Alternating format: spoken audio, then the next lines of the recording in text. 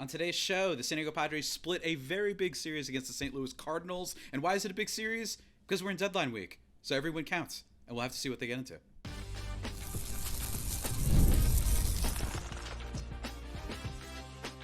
You are Locked On Padres, your daily San Diego Padres podcast. Part of the Locked On Podcast Network, your team every day.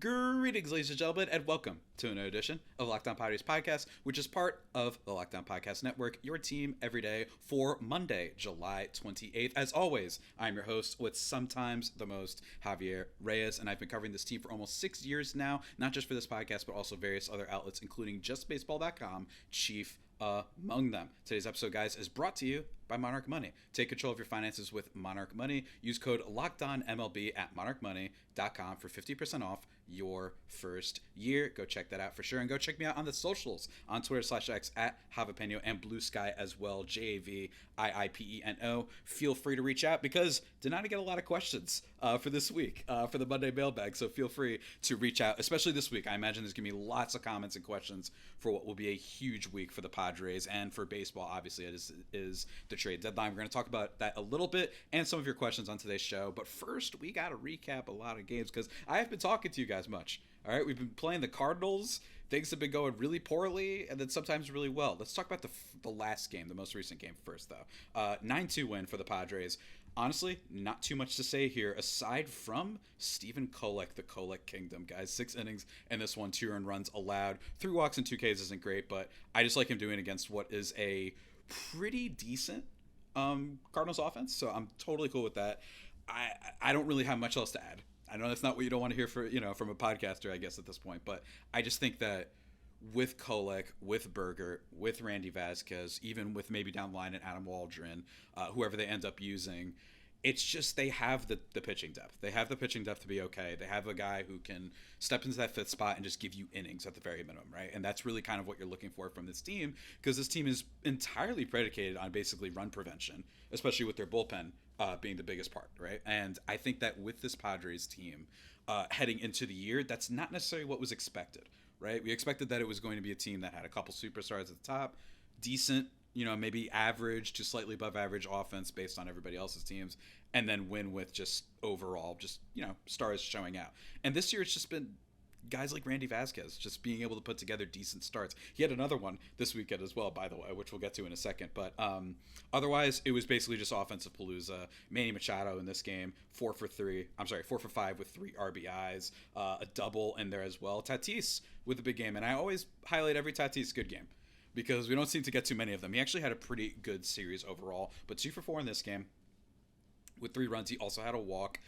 Most of his offense is walks, guys, and I know that that's not like the most thrilling thing out of your young superstar player, but at least it's something, right? At least even though he has regrets in certain areas of the bat, can't hit stuff on the top of the zone. We've been talking about this for weeks, what feels like months, honestly, at this point. For some reason, he cannot hit stuff on the top of the zone anymore. But what he has done is he's at least made up for it by just getting on base at a decent clip, and with his speed and other contributions, he's still a great player, but leaves a little bit to be desired. 3 for 5 from Arise in this game with an RBI as well.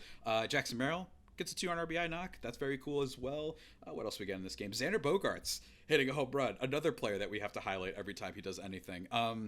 He's been okay as of late. Bogaerts is kind of proving exactly what my opinion has been for a while, which is that trading prospects to dump this guy genuinely just makes no sense. He's got an OPS around 722 now, and he's been playing a little bit better. He plays good defense. He's got good offensive, wherewithal, I guess we could call it, just at the plate. He doesn't swing at anything bad, but 775 OPS in July. That's good.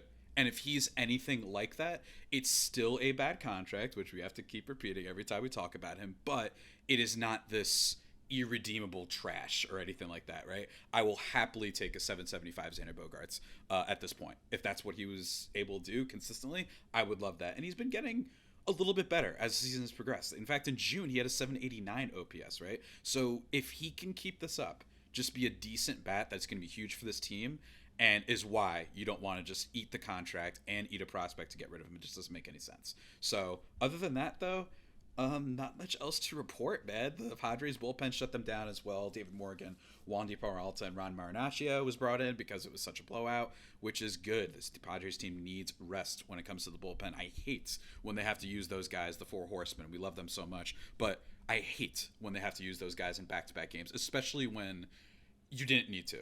Right, it's not like the other team caught up or anything like that, and you had to bring in Monahan. It's so frustrating when you're facing a pitcher that, no offense, but in this case, Michael McGreevy is not necessarily a household name, and the Padres hit well off of him. But all year long, they've had pitchers like him that they do not hit off of well. So we're just gonna have to hope that they continue it onwards. But that wasn't the only game this weekend, of course. Let's talk about Saturday's game. They win 3-1 in this one, and they did have to use the four horsemen in this game, but it's because of Randy Vasquez showing out as usual, just being an absolute freak of nature. This guy, I can't get enough of this dude. He is the ultimate long inning reliever that keeps producing despite having some of the worst intangibles I've seen from any Padres starter in a while. He walks everybody. He never gets strikeouts. He doesn't put the ball on the ground all that consistently. He gives up a hard hit rate, right? Like but he makes it, right? And in this game, again, against a pretty good Cardinals offense, 4 2/3, only 1 run allowed.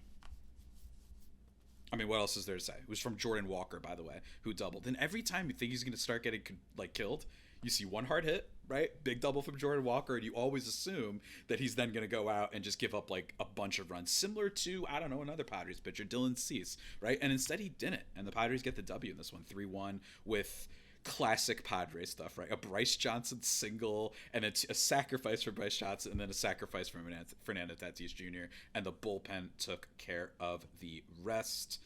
I mean, look at this, man. Morejon, Estrada, Adam, and Suarez, only 2 hits allowed between the two, and across all those innings, right? So 4 1/3 from them. You love to see it, guys. But there's more things we got to talk about from the series because it wasn't always great. They kind of salvaged this one by splitting it towards the end. We're going to talk about that in the next segment. But first, a word from one of our sponsors. And that sponsor is one that you heard at the top of the show, guys. That is our friends over at Monarch Money. And let me tell you, if you ever wish managing your money felt easier, with Monarch Money, it can be. Like, quite easily, actually. Whether you're growing your savings or planning a big purchase, Monarch puts you in the driver's seat. It's like having your own personal CFO, giving you full visibility and control over your finances. Monarch Money is more than just a budgeting app, though. It's a complete financial command center, folks. You can check all your accounts, investments, and spending in one place. So in addition to managing your money, you're also building wealth. And if you share finances with someone, Monarch also can help you stay on the same page with your partner. If you want to figure out little insights, me, and especially this week, as I am in San Diego at a currently undisclosed location, been ordering a lot of food, so I'm probably going to have a lot of that pop up for me and tell me I got to, take it a little bit easy on that front. But no worries, guys. Monarch is going to give you all these insights, set new goals for you as well throughout the next year, few years, whatever. It's got it all. So what are you waiting for? Take control of your finances with Monarch Money. Use code LOCKEDONMLB at monarchmoney.com for 50% off your first year. That's monarchmoney.com, code LOCKEDONMLB for half off your first year. Go check it out.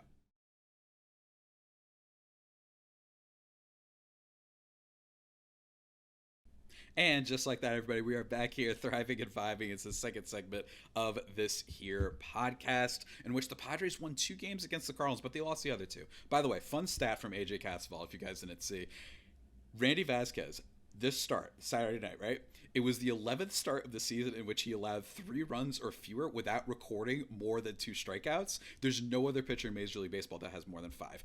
Again, it's genuinely unprecedented. It's not something you can count on, but it's working, and I do not blame the Padres for continuing to kind of operate as if they're just expecting it to be this guy who can give you 4 innings, occasionally 5, of decent ball, right? Like, if Randy Vasquez was doing what Dylan Cease was doing, no one would be complaining right now. And let me tell you, the Padres, that has been one of the very few, like, really frustrating things out of this pitching kind of situation. But it's not as bad as the offense, guys. Losing Friday's game 3-0, getting completely shut down by Miles Michaelis, who you guys have heard that name before, but he has not been very good. Coming into that game, he had a 5.2 ERA. This is a trend for the Padres. On top of being one of the worst teams in baseball with runners in scoring position, right? That's, again, something that happened here. They left 9 batters on base. the most from our guy Gavin Sheets, who continues to be in a bit of a slump, by the way. It's not just the runners in scoring position; it is overall offense, and there have been way too many times this year when a guy with like Miles Michaelis, 5.2 ERA, why are we the get right start? It should not be that way. We just had Sandy Alcantara earlier last week, right? Like that is not what this team should be having, right? You should not be going out there and being a get right start. If you don't have a good game, that's one thing. But if you're going to go out there for Sandy Alcantara, who's coming off Tommy John surgery, I understand he's been really good before, but for you to go out there and only just get completely silenced in his best game of the season, like even the Pirates did better. At least they scored a run off of him. You're just in really bad shape if you kind of end up in those situations. But elsewise, Tatis goes 2 for 4, which is great. Like I said, pretty good weekend for the guy. Manny Machado 2 for 4 as well, but they just cannot get the big RBI to kind of make the comeback in this one, unfortunately. 2 for 5, 2 for 4 from Bogaerts, though. Like, guys did get on base. We even got a steal from Jose Iglesias. You don't see that very often, but overall, just kind of a nothing burger of a game. And they wasted Nick Pivetta, 6 1/3, 2 earned runs in this one, which is, a lot by his standards as of late. 2 walks and 4 Ks. Again, really good stuff, but Steven Matz, Phil Maton, Jojo Romero, just completely silencing the Padres' bats. Ryan Helsley, the other one. But thankfully, they didn't use their bullpen too much in this game. Only Wandy Peralta and David Morgan, who did fine, but nonetheless, Padres just did not score whatsoever. And then the last game of the series, the Padres, first game, I should say, but the last game we're going to talk about, the Padres lose 9-7 because Darvish, who I think it's worth talking about, 3 1/3 in this one, he gives up 8 on 8 hits. I know you guys, don't know as much as the rest of us out here. Maybe you're not as big of an expert in baseball, but that's very bad. Very bad. Duh, obviously. It's a shame because the Padres actually really showed up this game. They tagged Sonny Gray for 6 runs on 11 hits. So, the Padres offense was great. Jackson Merrill, Luis Arraez, by the way. Arraez, another one we should talk about if we're going to hype up Bogaerts. Arraez has been doing a lot better lately, even slugging a little bit, getting a few walks. He's been good. Is he going to be able to make up for what he's been for the whole season? I don't know. But overall, I'm just hoping that he can be better than what he's been lately, which is a guy whose slash line, or I should say just the batting average and on base, isn't terrible, right? In July, he has a 289 batting average, 337 on base, but no slug, no speed, no walks, and easy out for pitchers half the time. He has been, honestly, I would argue more of a disappointment than Dylan Cease, because Dylan Cease is a pitcher who throughout his career has had his ERA get bloated up before. We talk about this a lot, right? Just the way he pitches, he's going to get you strikeouts, he's going to pitch a lot of innings, he's going to be reliable, but he can get hit really, really hard. He's similar to another pitcher in Major League Baseball. Aaron Nola is a very similar player for him, but in general, Arraez is infinitely more shocking to me. I mean, all he's ever done is hit, right? And weirdly enough, another contract year guy, right? So the Padres are having the Padres are proving that the contract year narrative isn't something that's set in stone, unfortunately, but unable to show up really this year for the team. And I've just been really surprised by it, for a guy who had a thumb injury to get that fixed and to be worse than he was last year, objectively, empirically, worse as a batter this year than last year. It's genuinely one of the more surprising things. Is it a Petco Park thing? I don't know. It seems like he hits poorly both home and away, but 104 WRC plus this year, 109 last year. It's not a huge difference just based on that, but I don't know, man. Like, did he peak? It's weird. Hey, let me tell you, he is going to surprise a lot of people this offseason. Why is he going to surprise people? Because everyone's going to say he's the batting average king. He's won the batting title 3 times, and he's going to get like a 1-year, $12 million deal from Colorado, and everyone's going to be surprised, and I will not be. I still think Arraez can be a good player, and I still think he could be good for this lineup, and frankly, I'll take anyone in this lineup. At the very minimum, Arraez has actually hit with runners in scoring position this year, unlike the majority of this lineup, right? So I'm hoping that he could keep it up, but in terms of this long-term player, this is why I was always against extending a player like him, and I think a lot of teams are going to be hesitant to give him the deal that I believe he might be wanting. But who knows? Who knows? Maybe he'll take a prove-it-year deal. And if he wants to take a prove-it-year deal, by the way, I wouldn't hate bringing Arraez back on some short-term deal where he can opt out. Maybe he just has one great year and that's it. I wouldn't hate that. But nonetheless, the Padres do get the loss here. Let's talk about Darvish. I forgot to mention about him. This is concerning because he just got back. Let's be very clear. But at his age, Darvish's age, here are his starts so far. He went 3 2/3 against Arizona, gave up 2, 4 and 2/3 against Philly, gave up 4. Two really good offenses, so you give them a little bit of a break. But then against the Nationals, 5 innings, gave up 3 runs, and then against the Cardinals, 3 1/3 and gave up 8. We're going to see how the Padres feel towards the deadline. I still do not think that starting pitching will at all be first on their priority list. It shouldn't. Not even shouldn't. It can't. Right, with their kind of the lack of resources that they have, the lack of a farm system that they have, they can't go out and get big time starting pitching. I mean, they could if they want to, but then you wouldn't really be fixing the actual problems with this team. So if you're the Padres, you just have to hope that Darvish is healthy, that he's going to figure it out eventually, and at least be a decent starter who can get you over the finish line, get you into the playoffs, and more importantly, be good in the playoffs. He's been, like, I really do think that if in a vacuum, just starting from right now, I believe he's one of the 3 starters that Schilt and company choose for the playoffs. I actually think that they might avoid the Dylan Cease thing. They might. We'll have to see if he has a strong second half, but I could see it being Darvish. I could see it being King. I could see it being Pivetta. I actually think that's what they do, and maybe they go bullpen game, right? They do Randy Vasquez for 3 innings, and then the rest of the guys as their 4th starter, in quotes, right? So we'll see how that breaks down, but overall, not the best series for the Padres, but what can you do, right? Like, there's not much else you could do at this point. It's just a lowercase g good team. They're 57-49, right? The Dodgers have been faltering lately, if there's any positive side, but now they've got a series against the Mets to close things out, right? So not the easiest team that's going to necessarily give us the best vibe about this team heading into the deadline. Then you've got the Cardinals and the D-backs and the Red Sox and the Giants. So it's going to be tough, guys. Like, this is going to be, they basically don't face a bad team for a while, unless you think the Cardinals are, which they kind of are. They're 54-53. But other than that, man, it's a gauntlet. So we're going to have to see how it shakes out, guys. But with the trade deadline this week, of course, we're going to be talking about it. That's what we do on this show. We talk about things. All right, we're going to talk about that a little bit and answer some of your questions after the break and give you a tease of an upcoming show. So don't go anywhere. Stay tuned. Oh, that's right. Oh, no. Not just yet. I got to talk to you guys about another one of our sponsors. It is our friends over at Game Day Hue. And so, let me tell you, I do not have the equipment. I do not have the facilities right now for all the great stuff over at Game Day Hue. I am wearing my own random Padres hat that I found my last time I was here in San Diego from a flea market somewhere. It was outside the stadium. So if you're in San Diego, go look around there. It's really cool if you like it. But Game Day Hue has all sorts of really cool, no logo, clean gear with team-inspired colorways for every pro and college fan base. It's all about letting your colors speak for you. No giant logos. It's just smart, versatile styles that you can kind of customize. It's really, really great.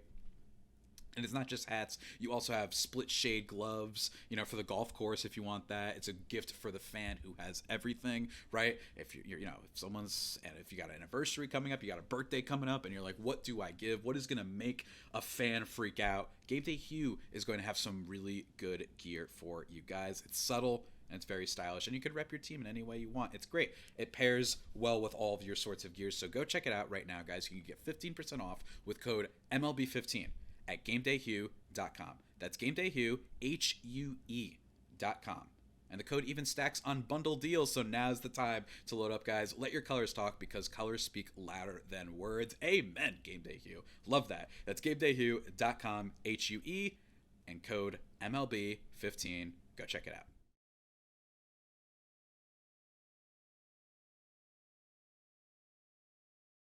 And just like that, everybody, we are thriving and vibing into the final segment of this here show. Hope you all are doing great. We got a couple rumors to talk about. We also have some questions and comments. So first, let's get to the questions and comments, guys, because there's not too many this week, but I want to address them anyway. And feel free to keep sending stuff in, and we'll try and answer them throughout the week, because I imagine it's going to be a busy week. At Ian903 says, maybe we can't hit because we don't spend any big bucks on our hitters, and all the big long-term contracts have gone to our pitchers. In parentheses, I'm being sarcastic.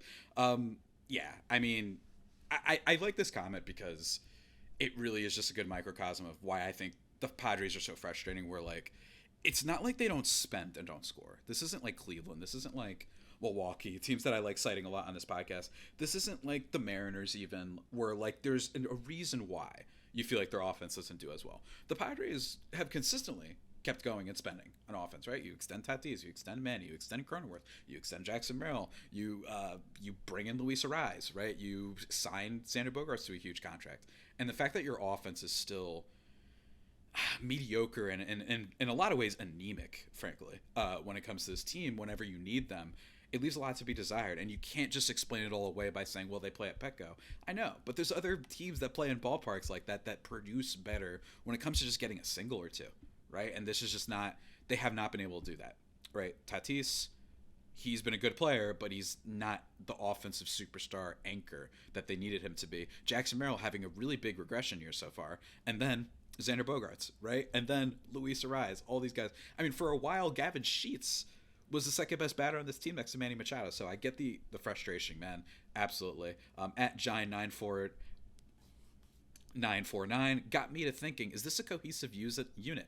Is it too top heavy? Do certain guys even care about the team and professionalism? This is not an accusation I'm made to wonder from the outside in. Look, I understand that. First of all, yeah, the guys care, right? There have been some articles, right? There's been some reports over the years that leak out about, the Padres clubhouse and how it's a little bit rough sometimes. My problem with those reports is, I'm not saying that they're not true, but I don't know what else we should expect when a team's bad, right? A lot of those reports came in 2023 after the most disappointing season in franchise history. Yeah, but they're not good. So that tells me they do care, right? And I do think that there have been at times when maybe the manager wasn't the perfect fit for the guys in the clubhouse. And maybe, I don't think Soto was a diva or anything like that, but I think there was this weird feeling he probably had where the Nationals didn't do right by him, and they had it leaked, the contract offer, and he didn't want that. Then he goes to the Padres and he sees everyone get paid, and he's like, okay, I mean, I love those guys, but also, does this mean I'm not getting paid? So I should probably prepare myself for a trade. That just creates a weird dynamic, right? But overall, I think that the Padres clubhouse, as of right now, is totally fine. But when it comes to being cohesive, top heavy, and all that stuff, that's a good question, and has been the big question with the Padres for years now. Whether or not it's just you can't assemble a team like fantasy baseball. Some people think you keep the prospects because they've all played with each other. So then when they get called up, they're just, at least they're used to being teammates with one another, and that matters, right? But I don't think it's the main reason for this team. I don't. I think that they've just had some bad moments. I think they've got a really hard division, right? Division rival to play with, surely. I just think overall it's just kind of that team where you're just sitting there being like, man, at least we're trying. There's so many other teams that don't even try. So at least, at the very minimum, I'm going to be excited about the Padres for that reason, and I think you should be too. Next comment coming from my guy Edgar TH8YT says, no way did you call Aaron Judge a great defender. He's a great bat, but is at best an average defender. Well, no, sir. Actually, Aaron Judge is a pretty good defender. This year, he has 2 defensive runs saved in the outfield and then 2 outs above average. And he's had some really good seasons before this. I'm not saying he's Tatis level. I'm not saying he's even, potential trade target Harrison Bader level, but he has been a good defender, especially given his size, right? Especially when he plays in right field, I think is usually where he does a little bit better too. Yes, last year the defensive metrics didn't grade out great, right? But he was moving around a lot. They had to put him in center a couple times. Overall, in right field, he tends to be a pretty good defender. Not amazing, but pretty good. And he's actually had some seasons where I believe he won a Gold Glove once or twice. He had 21 defensive runs saved one year. I didn't even know that. Anyway, he is pretty good, but if I said amazing, then I do take that back, sir. But I doubt that I said that, but who knows. What else we got here? At Ramirez99 says, why are you happy for beating a crappy team? What is wrong with you? Referring to the Nationals last week. But my guy at Phoenix Ash 927 says, crushing the Nats felt great. It felt even better doing it against Gore because ex-players typically rock us, and it was great to see us do it. Great point. All these players keep getting revenge against the Padres. Apparently Mackenzie Gore didn't. Bogey's grand slam is an iconic moment for him as a Padre. It's nice to get those, and it's been nice being wrong about giving up on him, at least so far. It was also great seeing the bottom of the lineup perform, and Tatis getting his walks meant that he was on base for both grand slams. Love to see it, and can't wait to see what we do against the third easiest schedule. What a great start. Sick haircut, by the way. Ash also says, thank you, man. I'm not displaying it right now. I'm using the hat because why not? But yeah, thank you so much. Tony Sue says, Tony Sue 8860 says, will you be looking for more eateries in the Central Beach areas while in San Diego? OB Farmers Market on Wednesday afternoons is an interesting potpourri of trucks and places in Newport. Unfortunately, we won't be here that long. I'm going to be leaving by the time that happened. And when we got here on Wednesday, we were just super tired. And we just kind of just hung out and stayed in our hotel room, to be perfectly honest. I mean, look, it's what's that called when the hours are off? I forgot what it's called right now. Jet lag. There we go. So we were a little bit with that, but we have been having a bunch of good stuff, a bunch of tacos, a bunch of Mexican food out here. It's been fantastic. There was one place that we went to, or my friend went to. He ordered it super late. We had to get late food, but he liked that a ton. Everything's been just amazing around here. We went to this cafe this morning, Cafe 222. It was great, delicious. Everywhere in Gaslamp has been a banger, really, and long lines. So that kind of tells you how good everything is. But Tony Sue also wants to say, I don't know what you're expecting from Alec Jacob, but I think he's done just fine. Consider he probably ties with Tyler Rogers for pitching slowest in Major League Baseball with a fastball that strains to touch 85 and off-speed pitches barely moving at about 60 miles per hour. Those are speeds not often seen above high school ball. Jacob is a great change of pace from the usual fireballers in the Padres bullpen, but every time he's on the mound, it's a miracle he isn't pounded. And by the way, towards the end of Randy Jones' career, he was pitching at these slow speeds, but he's a Hall of Fame pitcher with extraordinary talent. Agreed on all fronts.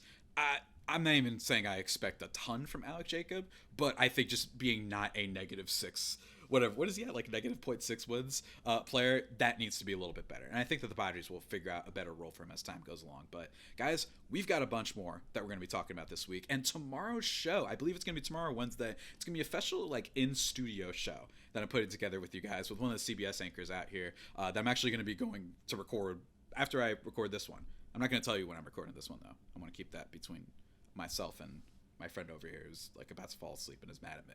But that's going to be a lot of fun, and look forward to that. And we're going to be having another one from CBSA on to react to some of the trades that happened this week, whatever it is. So we're going to be talking about that. Ben Rice apparently is seeing offers. Apparently the Padres sent an offer for Jarren Duran. So stick to the show, and we'll see tomorrow and throughout the week how that goes down. I will be back, don't worry, in my usual confines, my usual lair, to break down all the trades that happened this week, guys. But until that next time, stay safe, and of course, stay faithful, my Friar Faithful homies. Take care.